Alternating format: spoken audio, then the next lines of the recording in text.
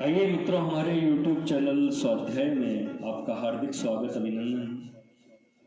आज हम आपके लिए लेकर आए हैं मनोनिग्रह की आवश्यकता इस शीर्षक पर प्रेरणादायक ज्ञानवर्धक ज्ञान चर्चा। अगर आपने हमारे चैनल को लाइक और सब्सक्राइब नहीं किया है तो आपसे निवेदन है, कृपया चैनल को लाइक और सब्सक्राइब अवश्य करें। संत मिलन सम सुख जग नाही। एक दिन एक श्रद्धालु पुरुष एक संत के पास गया और दंडवत कर इस प्रकार उनसे निवेदन करने लगा, भगवान, मैं बचपन में संत महात्माओं के पास जाया करता था। घर के लोग इससे अप्रसन्न होते और मुझे वहां जाने से मना करते थे, परंतु मैं एक न सुनता और उनके पास जाकर अवश्य बैठता था। उस समय मुझे बिल्कुल ही नहीं मालूम था कि साधु संतों के पास बैठने से क्या लाभ होता है। वहां तो मैं केवल बाल स्वभाव के कारण कौतूहलवश ही जाता था। हाँ, कभी कभी बिना विचारे मेरे मन में यह तरंग उठा करती थी कि कब ऐसा दिन आवेगा जब मैं भी इसी प्रकार नग्न होकर निश्चिंत रूप से राम राम जपते हुए भ्रमण करूंगा।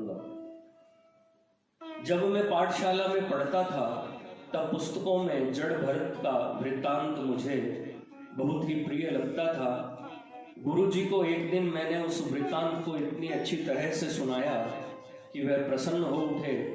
पीछे तो गुरुजी ने मुझसे उसे कितनी बार सुना और बहुत प्रसन्न हुए। आज मुझे स्पष्ट जान पड़ता है कि जड़ भरत का चरित्र मेरे हृदय के अनुकूल था। इसी कारण मुझे उसे पढ़ने में आनंद मालूम होता था तथा मेरे कारण गुरुजी को भी आनंद प्राप्त होता था।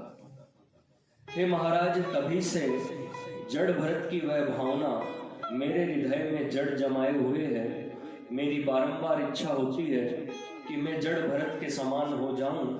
आज आपके शरण आया हूं, दया करके मुझे वह मार्ग बतलाइए जिससे मैं भी जड़ भरत के समान सुख दुख, भूख प्यास, शीत उष्ण आदि द्वंद्वों के प्रभाव से रहित जड़ सदृश बन जाऊं। मेरे हृदय में पूर्ण विश्वास है कि आपकी कृपा से मेरा कार्य अवश्य सिद्ध हो जाएगा। संतों का हृदय दया से पूर्ण होता है। दूसरों के दुख दूर करना तो उनका सहज स्वभाव ही है। संत ने उस पुरुष की श्रद्धा और उसके हृदय में परमार्थ का अनुराग देखकर प्रेम पूर्वक उसके मस्तक पर हाथ फेरा। उस पुरुष के हृदय में आनंद की लहरें उठने लगी। कुछ देर के लिए वह स्तब्ध हो गया, फिर उसकी आंखें आनंद अश्रु से भर आईं, शरीर में रोमांच हो गया और अंतःकरण प्रेम से भर गया। वह गदगद कंठ से उनकी स्तुति करने लगा, महाराज, आज मैं आपकी कृपा से धन्य हो गया। आपकी प्रसन्नता से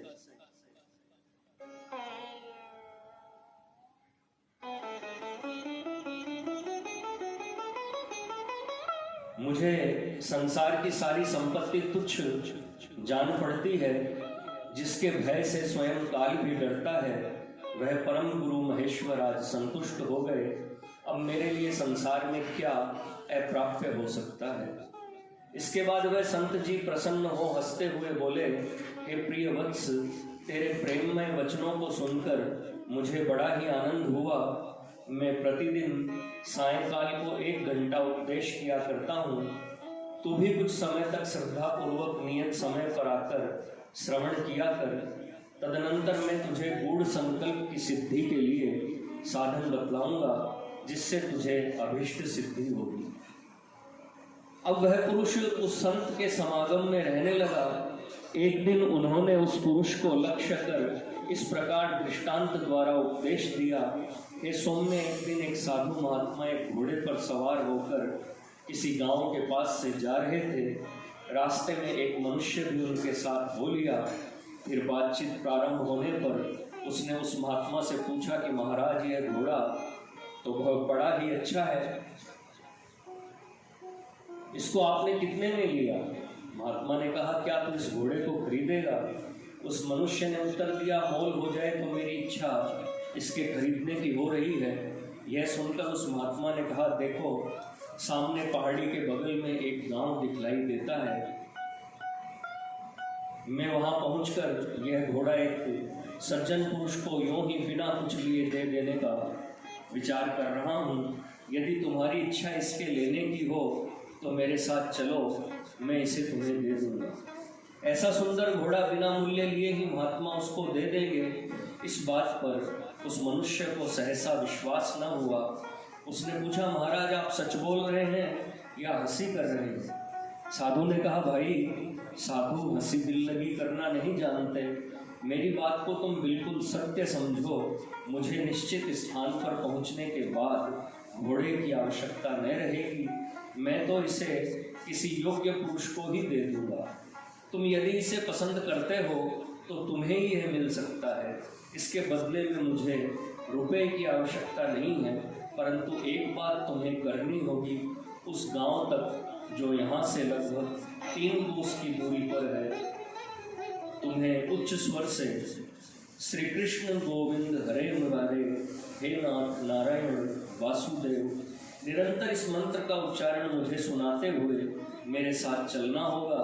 यदि तुम इसमें गलती न करोगे, इस मंत्र का उच्चारण करना बंद न करोगे अथवा कोई दूसरी बात न करोगे, तो तुम्हें घोड़ा अवश्य मुफ्त मिलेगा। इसमें तनिक भी संदेह नहीं। इस शर्त पर वह मनुष्य राजी हो गया और श्री कृष्ण गोविंद हरे मुरारे हे नाथ नारायण वासुदेव जोर जोर से कहता हुआ साधु के साथ साथ आगे बढ़ा। थोड़ी ही दूर जाने पर उसका मनोयोग ढीला होने लगा और उसके मन में नाना प्रकार की तरंगे उठने लगी। ऊपर तो मंत्र का उच्च स्वर से कीर्तन होने लगा और भीतर मन राम अपनी उधेड़ बुन में लगे।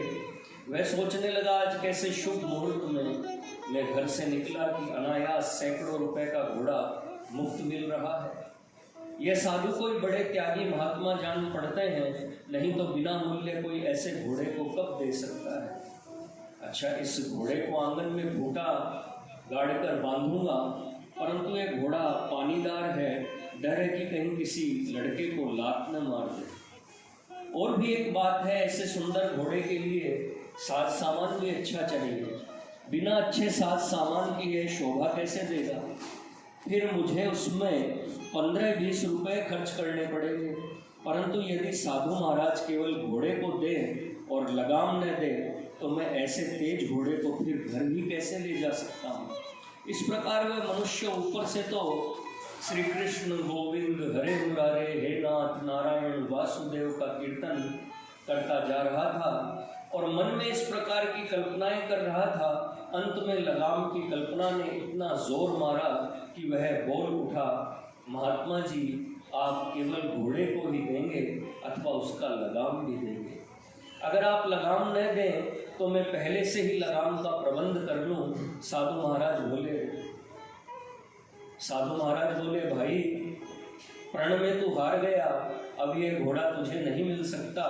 यह सुनकर वह मनुष्य बड़ा ही निराश हुआ और अपनी भूल पर पछताने लगा। हे प्रिय दर्शन, इसी प्रकार उस मनुष्य के समान हम निरंतर भूल करते रहते हैं, अपने मन को तनिक भी नहीं रोकते। जो मनुष्य शरीर देवताओं को भी दुर्लभ है, सुर दुर्लभ सद्ग्रंथन गावा, श्रुति स्मृति आदि सभी पुकार कर कह रहे हैं कि संसार समुद्र को पार करने के लिए यह मानव शरीर ही एकमात्र नौका है। सद्गुरु को कर्णधार बनाकर इस नौका द्वारा यह जीवात्मा इस संसार सागर को पार कर सकता है। इसके सिवा दूसरा कोई उपाय नहीं है। परंतु हे वत्स, यहाँ तो बिल्कुल दूसरी ही बात है। आए थे हरि भजन को ओटन लगे कपास। जो मानव शरीर भगवत भक्ति के लिए मिला था, उसे तुच्छ सांसारिक वासनाओं में लगा डाला। हे प्रिय दर्शन, श्री कृष्ण गोविंद हरे मुरारे हे नाथ नारायण वासुदेव, इस मंत्र के उच्चारण से वह साधु तो केवल एक घोड़ा दे रहा था, परंतु हमारे वेद शास्त्र तक तो यहाँ तक कहते हैं कि भगवत भजन के द्वारा सब कुछ प्राप्त हो सकता है, फिर प्राप्त करने के लिए कुछ बाकी ही नहीं रहता है। परंतु जिस प्रकार वह मनुष्य मनोवेग के कारण घोड़ा न पा सका, उसी प्रकार मनुष्य मनोविकार के वश में भगवत भक्ति साधन से वंचित हो जीवन के परमोद्देश्य रूपी महान अमूल्य निधि से हाथ धो बैठता है और नाना योनियों में पश्चाताप करता हुआ भटकता फिरता है। मन के वेगों को वश में करते हुए जो भगवत जन भजन करते हैं, उनके लिए भगवान अपने श्रीमुख से कहते हैं, तेषामहं समुद्धर्ता मृत्यु संसार सागरात भवामी नचिरात पार्थम मैया वेशित चेतसाम। जो मनुष्य मन को चारों ओर से हटाकर केवल मेरे भजन में ही लगते हैं, उन्हें हे अर्जुन मैं शीघ्र ही मृत्यु रूपी संसार समुद्र से उद्धार करने वाला हो जाता हूँ तथा सर्वधर्मान् परित्यज्य मामेकं शरणं व्रज अहं त्वा सर्व पापेभ्यो मोक्षयिष्यामि मा शुचः। सब कुछ छोड़कर एक मेरे शरण में आ जा, मैं तुझको सब पापों से मुक्त कर दूंगा, सोच मत कर।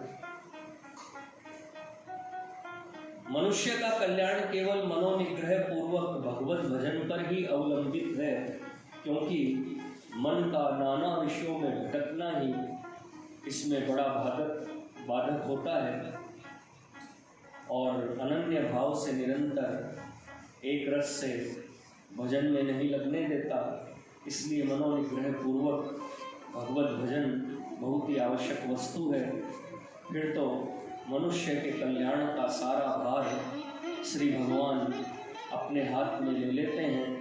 तेषां नित्याभियुक्तानां योगक्षेमं वहाम्यहम्। मित्रों, यह थी मनोनिग्रह की आवश्यकता इस शीर्षक पर प्रेरणादायक ज्ञानवर्धक ज्ञान चर्चा। अगर आपको हमारा चैनल पसंद आए तो इसे लाइक और सब्सक्राइब अवश्य करें। धन्यवाद।